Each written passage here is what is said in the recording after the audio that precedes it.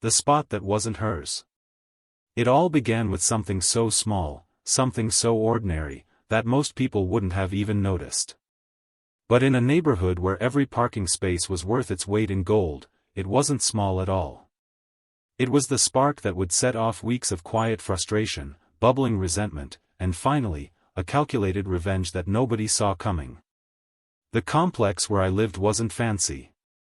It wasn't some luxury condo building with rooftop pools and valet parking. No, it was the kind of apartment complex where people counted the square footage of their units like coins, where the paint was fading on the exterior walls, and where the little conveniences, like having an assigned parking space, mattered more than anything else. When I first moved in, I had been relieved to see my unit came with a designated spot, painted neatly with a number that matched mine. It wasn't glamorous, but it was mine. My safe little square of asphalt in a sea of crowded cars. It meant that no matter how late I got home from work, no matter how packed the lot was, I'd always have a place to park. It meant peace of mind. At least, that's what I thought. The first time it happened, I brushed it off. I had come home late, exhausted after a long shift, and found a shiny SUV parked in my spot. It wasn't an accident, you could see the numbers painted clearly. But I figured maybe the person didn't realize. Maybe it was a guest who didn't understand the system. I parked farther down the lot that night, grumbling but not furious. The next morning, the SUV was gone. Problem solved, I thought. But the next day, it happened again. Same SUV. Same spot. This time, it lingered into the morning. By the time I left for work, I caught sight of the culprit. A woman in her late 40s, blonde hair tied up tightly, designer sunglasses perched on her head, strutting toward the vehicle like she owned the entire complex. She didn't even glance at me as she got in and drove away.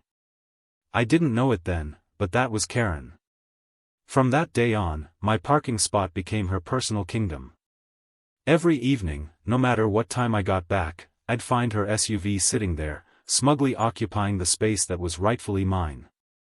Sometimes I'd circle the lot for 20 minutes, hunting for scraps of parking near the back fence. Sometimes I'd end up parking on the street, trudging through the dark to get home. And every time, my frustration grew. I tried the polite route at first. A note, carefully worded, taped to her windshield. This is my assigned spot. Please do not park here. The next day, the note was gone, and the SUV was still there. I went to the property manager. They gave me the same canned line they gave everyone, "We'll look into it." Nothing changed. I asked a neighbor if they knew who drove the SUV. That's when I learned her name, Karen, and her reputation. She had been in the complex for years, and she considered herself the queen of the place. Rules didn't apply to her. She left her trash out on the wrong days, let her dog run without a leash, and complained about noise if you so much as sneezed too loudly. She was the kind of person who filed endless grievances with the HOA, yet ignored every regulation when it suited her. And now, she had decided that my spot was more convenient than hers. That it was closer to her unit. That it should belong to her, because she wanted it. The unfairness burned in me. I paid for that spot in my rent. It was part of my lease. But she didn't care. For weeks, I battled her silently. Every day I'd look for parking somewhere else. Every morning I'd see her stroll to her SUV, sunglasses perched on her head, coffee in hand, not a care in the world. She didn't even acknowledge me. To her, I was invisible. I thought about confronting her, but neighbors warned me. Karen thrived on conflict. She loved to argue, to escalate, to drag things out into messy public disputes. If I confronted her, she'd probably spin it around and paint herself as the victim. So I waited. I simmered. And slowly, an idea began to take shape. It wasn't enough to just get my parking spot back. No, she had taken weeks of peace and convenience from me. She had dismissed my notes, ignored the rules, and smirked her way through my frustration. I wanted more than just victory. I wanted her to regret ever thinking my spot was hers. And so, the plan was born. It wouldn't be loud. It wouldn't be messy. It wouldn't give her any ammunition to cry, harassment, or victim. It would be quiet, methodical, and undeniable. The kind of revenge that would strike right at the heart of her entitlement. Because if there was one thing Karen couldn't stand, it was being made to look foolish. That was how it started. With a stolen parking spot. With weeks of silent battles. With frustration that grew into determination. What she didn't realize was that by ignoring me, by treating me like I didn't matter, she was only fueling the fire. She thought she had won. But she had only set the stage for something much bigger. And soon, very soon, she was going to learn that some people don't just roll over when their space is stolen. Some people fight back. The first piece of the plan was already in motion. But that's where we'll pause for now, because the real game was only about to begin. The boiling point. The first step in dealing with someone like Karen was simple: patience. Patience and observation. Because people like her weren't unpredictable, they followed patterns. They lived in cycles of entitlement, repeating the same actions day after day, convinced nothing would ever touch them. And Karen was no exception. Every morning, her SUV disappeared from my spot around 7:30 sharp. Every evening, without fail, it reappeared around 6 o'clock. It was clockwork, almost mechanical. She had taken what wasn't hers, and she had made it part of her daily routine. And that was my advantage. For weeks, I studied her. I didn't confront her. I didn't leave more notes. I didn't complain again to the manager. Outwardly, I seemed like I had given up. But inside, I was planning. I was waiting for the right opening. Meanwhile, my frustration only grew. Each night I dragged myself across the lot, sometimes through rain, sometimes carrying heavy bags, because my own spot was stolen. Each morning I watched her sashay out of her unit, coffee in hand, moving with that careless confidence of someone who knew she'd never face consequences. She never once looked guilty. Never once seemed apologetic. She wasn't oblivious, she knew exactly what she was doing. She just didn't care. And it was in those moments, watching her glide into her SUV like a queen mounting her chariot, that the idea of revenge hardened into certainty. At first, my thoughts were wild. Fantasies about flattening her tires, calling a tow truck every morning, or even reporting her to the police. But those ideas wouldn't work. They were too loud, too obvious, too risky. If I slashed her tires, I'd be the villain. If I called a tow truck, she'd just play the victim and stir up sympathy. No, it had to be smarter. It had to make her stop on her own, without ever giving her the satisfaction of a confrontation. The answer came from the most unexpected place, the HOA newsletter. Every month, the property management company slid a little packet under our doors. Usually it was filled with boring reminders, trash collection schedules, maintenance dates, and vague warnings about noise complaints. But buried in one issue was a section about parking enforcement. It spelled out the rules clearly: each unit had one assigned spot. Guests had to use visitor parking or the street. Vehicles parked illegally in assigned spots could be reported and tagged. If the vehicle was tagged more than 3 times, it would be towed at the owner's expense. There it was. The system already existed. It wasn't about making something new, it was about making the system work for me. But of course, it wouldn't be that simple. The property manager had already brushed me off once, and Karen clearly knew how to weasel her way around rules. If I simply reported her again, she'd find a way to dodge it.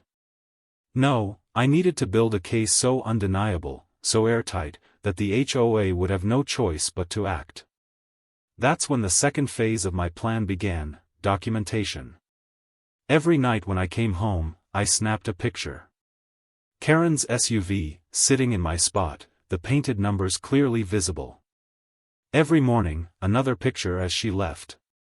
I logged the dates, the times, the patterns. I created a file so thick with evidence it could have been presented in court. At first, it was just photos. Then I added video. Short clips of me walking past, showing the SUV squarely in my space, then showing my lease with the spot number. It wasn't glamorous, but it was ironclad. And the more evidence I collected, the calmer I became. Because I knew her days of smug entitlement were numbered. But still, it wasn't enough. A simple HOA report wouldn't scratch the itch. Yes, she might get towed eventually, but that wouldn't carry the sting I wanted her to feel. That's when the true genius of the plan struck me. Karen had made my life inconvenient, every single day, for weeks. She had stolen time, energy, and peace from me. So my revenge had to be more than just enforcement, it had to inconvenience her, in a way she couldn't ignore. And so, I made a small purchase online. Something that would make all the difference. A simple, cheap device that would quietly, effectively, and legally ensure Karen could never steal my spot again. It arrived in a small box on a Thursday afternoon. By then, my file of evidence was thick enough to submit to the property manager, and I knew that the timing was perfect. The next step was simple: set the trap. That night, Karen came home right on schedule, sliding her SUV into my spot as if she were parking on a throne. She walked past me on the sidewalk, eyes hidden behind her sunglasses even though it was dusk. She didn't even glance my way. I smiled, because I knew what was coming. She thought she had won. But in reality, the countdown had already begun. And soon, very soon, Karen was going to learn a lesson she would never forget. The stage was set. The evidence was ready. The tool was in my hands. All I had to do now was wait for the perfect moment to unleash it. The trap is set. The box sat on my kitchen counter for a full day before I opened it. I wanted to savor the anticipation, the knowledge that I now had the key to ending weeks of frustration. Inside, wrapped in bubble wrap, was something deceptively simple: a collapsible parking post. It wasn't high-tech, it wasn't flashy, but it was brilliant in its simplicity. A short, sturdy metal post that could be bolted into the asphalt, right in the center of my parking spot. When I needed to park, it folded down flat and locked into place. When I left, I could pull it upright and lock it again with a small key. Anyone who tried to use my spot without permission would be blocked by a stubborn, immovable barrier of steel. It wasn't vandalism. It wasn't sabotage. It was protection. And best of all, it was entirely legal.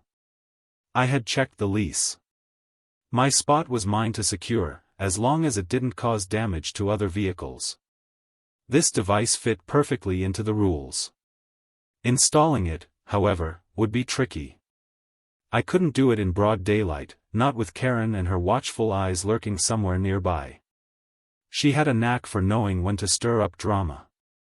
No, this had to be done quietly, under the cover of night, when the complex was asleep. For 2 nights, I waited. My tools were ready. The post sat waiting in its box. And every evening, Karen's SUV was parked squarely in my spot, mocking me. Finally, the opportunity came on a Saturday night. Karen left in her SUV around 7 o'clock. I watched from my window as her taillights disappeared down the road. She didn't return for hours. The lot was quiet, the air still. Perfect. I carried the box and tools out to the spot, my heart pounding with adrenaline. Every sound, the click of the ratchet, the scrape of metal on asphalt, felt amplified in the silence. I worked quickly, bolting the base plate into the ground, securing it with anchors. Then, I tested the mechanism. The post clicked upright with a satisfying clunk, locked firmly in place. It was done. My spot was now mine again, sealed off like a fortress. I folded the post flat, parked my car on top, and went to bed with the kind of satisfaction I hadn't felt in weeks. The next morning, the real fun began. At 7:30 sharp, Karen returned. I peeked out from behind my blinds as her SUV rolled into the lot. She slowed as she approached my spot, expecting to slide into it as usual. But instead, she stopped. My car was there. My car, sitting right where it belonged. I could almost feel her confusion, her annoyance, from inside my apartment. She circled once, then twice, clearly irritated. Finally, she parked in her own assigned space, the one she had ignored for so long. She slammed her door harder than necessary and stormed inside. For the first time in weeks, I felt free. But I wasn't done. Because the post wasn't just protection, it was bait. The real trap was about to spring.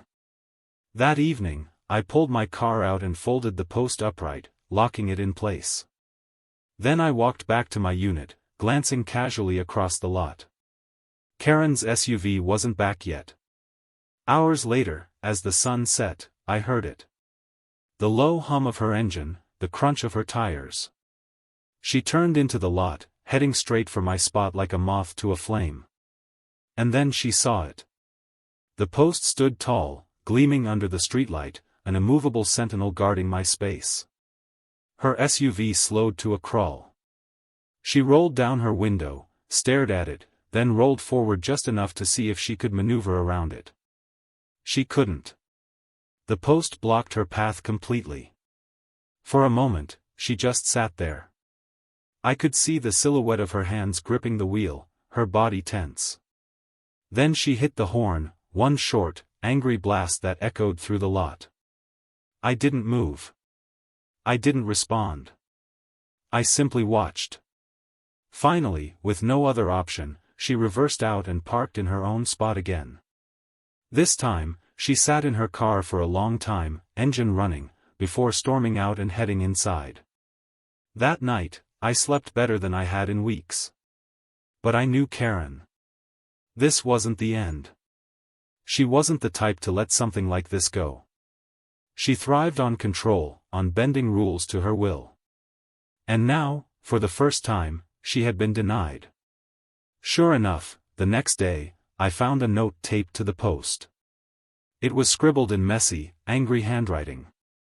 She accused me of stealing her convenience, of being selfish, and of blocking community access. She demanded I remove the post immediately. I laughed. Because not only was the post staying, but her angry note was exactly the kind of ammunition I needed. Proof of her entitlement, written in her own hand. I added it to my growing file of evidence. And then, just to twist the knife a little deeper, I drafted my own email to the property manager. Attached were weeks of photos, videos, lease documentation, and now, her note. I framed it all as a polite but firm request. I wanted assurance that my assigned spot would remain protected, and that Karen would no longer harass me over it. By the time I hit send, the trap was fully sprung. Because while Karen thought she was fighting me, she was really fighting the rules. And the rules were finally on my side. But I also knew this wasn't over. Karen wasn't going to back down quietly. No, she was going to push back harder than ever before. And when she did, she'd only tighten the noose around herself. Karen strikes back. For a few glorious days, everything was quiet. My car sat proudly in its rightful place, shielded by the steel post whenever I left. Karen, forced back into her own assigned space, sulked and fumed but didn't dare touch the barrier. I thought, briefly, that maybe she would finally give up. But Karen wasn't built to give up.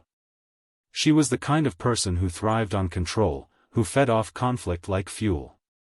And when she realized her usual tricks, ignoring rules, intimidating neighbors, and claiming things that weren't hers, weren't working, she shifted gears. She didn't retreat. She escalated. It began with petty things.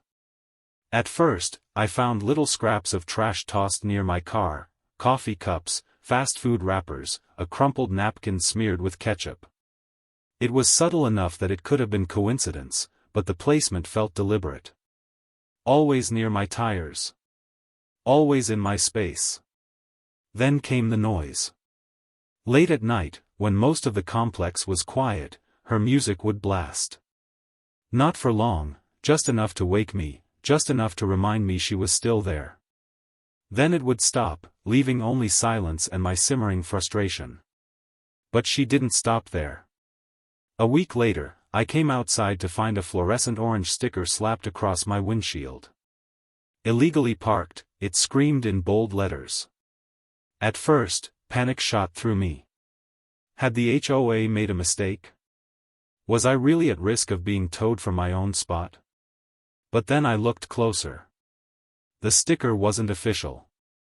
It was a cheap knockoff, the kind you could buy online. The font was wrong, the paper flimsy. And when I peeled it off, I saw the faint imprint of Karen's handwriting on the back. It was laughable. And yet, I kept it. Another piece of evidence. Still, I knew what was happening. Karen was testing me. She was trying to push me into a confrontation, to make me snap so she could flip the story and play the victim. That was her weapon, turning the tables, convincing others that she was being bullied when, in fact, she was the bully. But I wasn't going to take the bait. Instead, I doubled down. Every scrap of trash, every sticker, every passive-aggressive note, documented. Photographed. Logged. Added to the growing mountain of proof I had been compiling. My folder was becoming a chronicle of her entitlement, a record that painted a picture she couldn't deny. And then, one morning, Karen overplayed her hand. I was leaving for work when I noticed something odd. The post in my spot, my sturdy, locked, steel post, was bent. Not destroyed, but pushed hard enough to tilt at an angle. A scrape of paint on one side told me everything I needed to know. Karen had tried to ram it with her SUV. It hadn't worked. The post held strong, leaving her vehicle unscathed but her pride dented. For a moment, fury bubbled up inside me. This wasn't just petty anymore. This was reckless, dangerous. If she was willing to damage property, how far would she go? But then, just as quickly, the anger cooled. Because I realized something, Karen had just given me exactly what I needed. Up until now, everything she had done could be brushed off as, he said, she said. But this? This was undeniable. A damaged post, a physical attempt to break the barrier. Proof that she wasn't just entitled, she was destructive. That evening, I sent another email to the property manager. This time, I didn't just include photos. I attached everything, weeks of documented violations, her angry handwritten note, the fake sticker, the bent post. My message was calm, polite, but firm. I wanted action. And action came quickly. Within days, the HOA sent out a notice to all residents. It was brief, but the message was clear: assigned parking spots were not optional, and violations would result in fines and towing. The letter didn't name Karen, but everyone knew who it was aimed at. The next morning, Karen's SUV wasn't in the lot.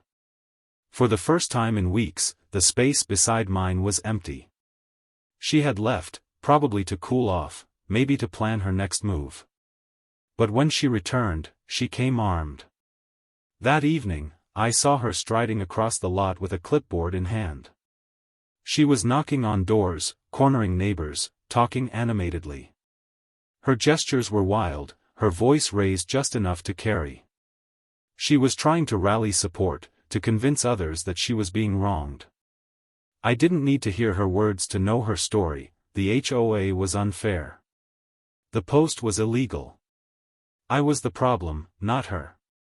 Some neighbors nodded politely, but most simply closed their doors. They knew her reputation. They had lived with her antics for years. Few were willing to take her side. But that didn't stop her. Over the next few days, I noticed her SUV parked in visitor spaces, sometimes in spots that didn't even belong to our building. She was avoiding my space, but she wasn't giving up. And then, one night, I heard it, 3 sharp knocks on my door. I froze. I didn't answer. The knocks came again, louder this time, followed by the sound of her voice, muffled but angry. She was standing outside, demanding I come out, demanding I explain myself. I stayed silent. After a few minutes, the knocks stopped. Her footsteps retreated. The next morning, another note was taped to my door. This one was longer, a rant written in thick marker, full of underlined words and accusations. She called me a thief, a liar, a troublemaker. She claimed the HOA was conspiring against her. I laughed as I added it to the folder. Another nail in the coffin. Because what Karen didn't realize was that every escalation, every tantrum, every attempt to intimidate me was only digging her hole deeper. The more she fought, the more she exposed herself. And the trap? The trap was closing tighter every day. Soon, it wouldn't just be me she was fighting. It would be the entire system. And when that happened, Karen wouldn't stand a chance. The walls close in. By the time Karen's ranting note landed on my door, the entire complex was buzzing. It wasn't just about my parking spot anymore. Karen had pushed things too far, and now, people who had once rolled their eyes and ignored her were starting to pay attention. Her behavior had always been tolerated because most residents figured it was easier to avoid her than to confront her. She was loud, dramatic, and relentless. The kind of person who could turn a minor disagreement into a week-long war. People simply stayed out of her way. But with the HOA's notice posted publicly, neighbors finally had a name to attach to the chaos. Everyone knew it was about her, and everyone had their own story of dealing with her antics. For years, she had gotten away with it. Now, the spotlight was on. And Karen hated the spotlight when it wasn't flattering. She doubled down, of course. The very next day, she marched into the property manager's office. I didn't see what happened, but I heard the aftermath. She came storming out, red-faced, muttering under her breath. Later, a neighbor told me she had screamed about her rights and threatened to sue if the post wasn't removed. It didn't work. The post stayed. That was the first real crack in her armor. For once, the system didn't bend to her will. And the more she fought, the worse it got. Neighbors began to talk. I'd overhear them in the laundry room, in the stairwells, out by the mailboxes. Stories poured out, how she had complained about kids playing outside, how she had reported people for having doormats she didn't like, how she had once tried to claim a neighbor's patio furniture as her own during a yard sale. She wasn't just my problem. She was everyone's problem. And slowly, the tide began to turn. A week later, the HOA sent out another notice. This time, it was direct. Karen had been fined for repeated violations. If the behavior continued, her vehicle would be towed, and further penalties would follow. That evening, when she returned home, her SUV was parked far from the building, shoved awkwardly into a visitor space at the edge of the lot. It was the first visible sign of defeat. But Karen wasn't someone who admitted defeat easily. She started knocking on doors again, clipboard in hand, trying to gather signatures for a petition against the HOA. She claimed the board was corrupt, that the parking system was unfair, that she was the victim of harassment. This time, though, the neighbors weren't buying it. Some avoided her entirely, closing their doors before she could even start her pitch. Others listened politely, then refused to sign. A few openly told her they were tired of her nonsense. And me? I watched from the sidelines, silently, letting her dig her own grave. The more she pushed, the more isolated she became. Her angry notes became longer, more erratic. One day she accused me of colluding with the HOA. Another day she claimed I had bribed the property manager. The words were wild, desperate, the rantings of someone losing control. I didn't respond. Not once. I just added each note to the folder, the collection of evidence that had grown so thick it barely fit in one envelope. And then, the moment I had been waiting for arrived. It was a Tuesday morning when I heard the noise outside, an engine rumbling, a heavy clank of metal, the squeal of chains. I looked out the window and saw it, a tow truck, backed up to a shiny SUV. Karen's SUV. The driver moved with practiced efficiency, hooking up the vehicle while scribbling something on a clipboard. And then Karen appeared. She came flying out of her unit in slippers and a robe, hair wild, shouting before she had even reached the truck. Her voice echoed through the lot, shrill and furious. She waved her arms, pointed at the driver, pointed at the building, even pointed in my direction. The tow truck driver didn't flinch. He had dealt with people like her before. Calmly, he explained, then handed her a piece of paper. The SUV was already chained. There was no undoing it now. Neighbors began to gather. Doors opened, people peeked out, some even stepped onto balconies. The drama was better than television. Karen raged, pleaded, threatened. She shouted about unfair treatment, about conspiracies, about how she was being persecuted. But nobody came to her defense. Not one person. And then, with a final metallic clunk, the SUV was lifted and hauled away. The lot was silent for a moment as the truck pulled out, Karen standing in the middle of the asphalt like a queen who had just lost her throne. And then, slowly, doors closed, neighbors went back inside, and life moved on. For me, the satisfaction was indescribable.